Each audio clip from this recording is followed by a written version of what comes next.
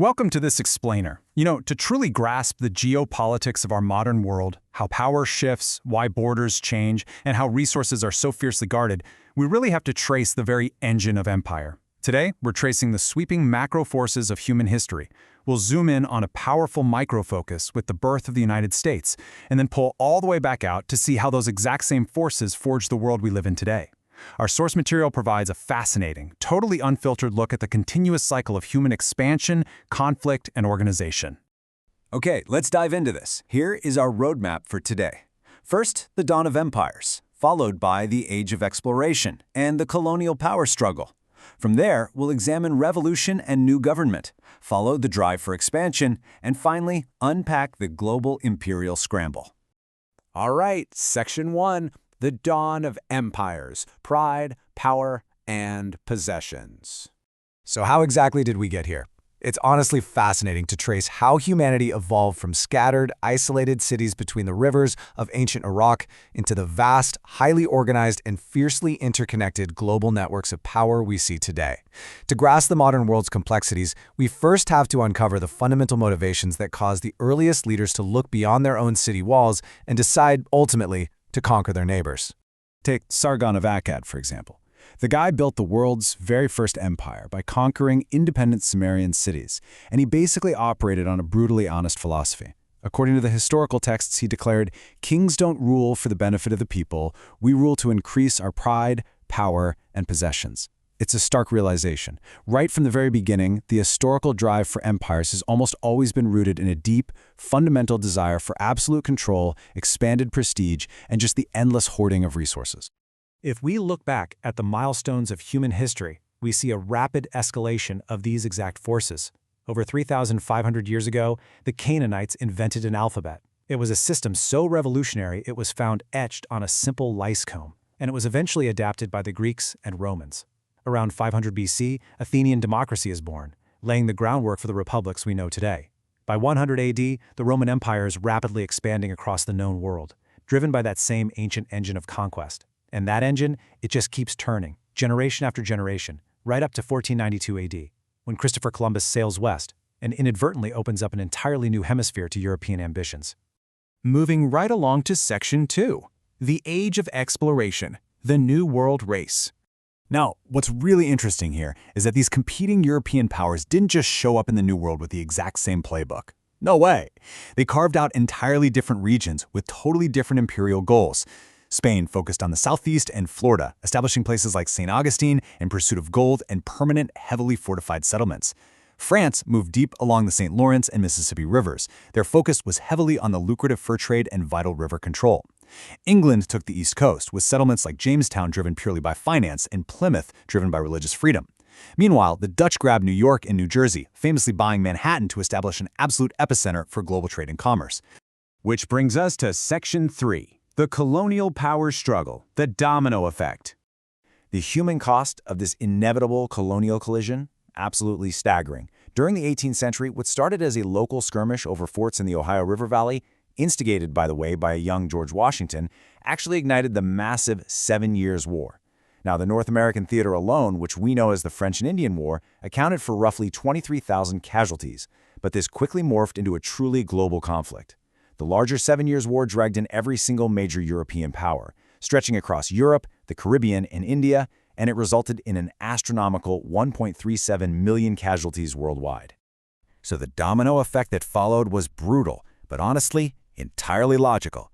Step 1, winning that massive global war left the British Empire saddled with a staggering amount of debt. To quickly pay off that debt, Step 2 kicks in. The British Parliament started levying direct taxes, think the Stamp Act and the Townshend Acts, on the American colonists without even consulting them.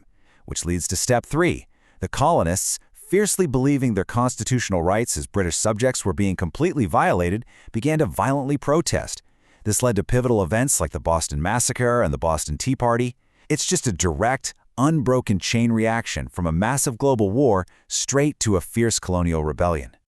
But, actually uniting these rebellious colonists into one single fighting force was incredibly difficult. Our source material gives us this amazing, vivid detail. The Continental Army was so deeply divided by regional differences that General George Washington literally had to physically pull his own soldiers off each other. They started with a snowball fight outside of Boston, and it escalated into a massive outright brawl between troops from Massachusetts and Virginia. It really goes to show that creating a unified nation was far from a guaranteed success. Let's move to Section 4, Revolution and New Government, the American Experiment. This revolution escalated at an absolute breakneck pace. It kicks off in April 1775 on the Lexington Town Green with the mysterious musket fire that history remembers as the shot heard around the world. By July 1776, the colonies officially sever ties with a Declaration of Independence. A huge turning point hits in October 1777 when the American victory at Saratoga convinces the French to officially join the war against the British. Finally, this combined American and French effort traps the British at Yorktown in October 1781. That forces a surrender and formally secures American independence. Right around this time, the entire narrative fundamentally pivoted. What started out as a simple dispute over tea and tax stamps, it was powerfully elevated into a profound philosophical revolution for self-governance and inherent human rights. It changed the very shape of the conflict from a localized rebellion into a revolution that would literally echo across the globe, firmly declaring that all men are created equal and endowed with unalienable rights. But look, winning the war was only half the battle, right? They still had to figure out how to actually govern. Their first attempt, the Articles of Confederation, was a total disaster. It created a super weak central government that was completely unable to mediate intense state trade chaos or even handle the massive post-war debt. It even sparked desperate armed uprisings like Shays' Rebellion. Ultimately, the enduring solution was the U.S. Constitution. This completely overhauled the whole shebang. It established a powerful yet carefully balanced federal government divided into three branches: legislative, executive, and judicial, complete with checks and balances and the actual, genuine power to properly regulate the nation's economy. Let's zoom back out for Section 5, the drive for expansion, manifest destiny. As we move into the 19th century, the American people became intensely enamored with this concept of manifest destiny. This was the powerful ideological engine that drove American continentalism, a really firm belief that the nation was unquestionably destined to expand from sea to shining sea. However, we have to note that this aggressive expansion came at a severe, tragic human cost. As the sources point out, it led directly to the forced relocation of Native American tribes. This was most notable through the Indian Removal Act of 1830, which caused the deadly Trail of Tears, violently forcing tens of thousands of native people completely off their ancestral lands.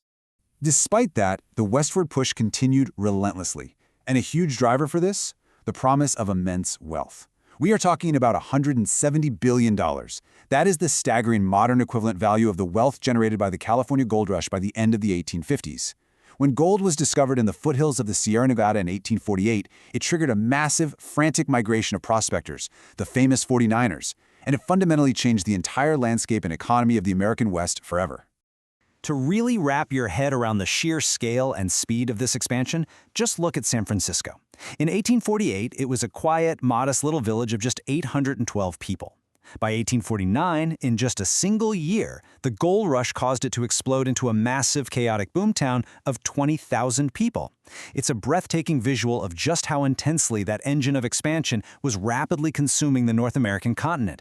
Finally, Section 6, the Global Imperial Scramble, a world of expanding frontiers.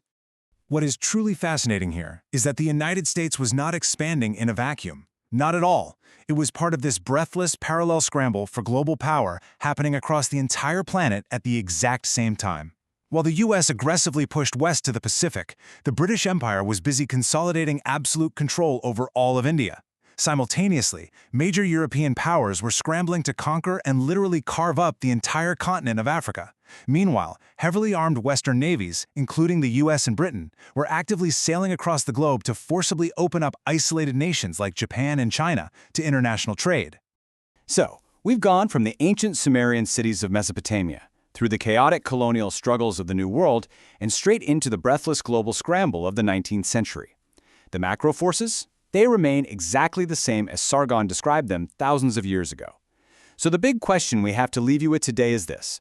As that ancient engine of pride, power, and possessions just continues to turn, where will humanity draw its next frontier?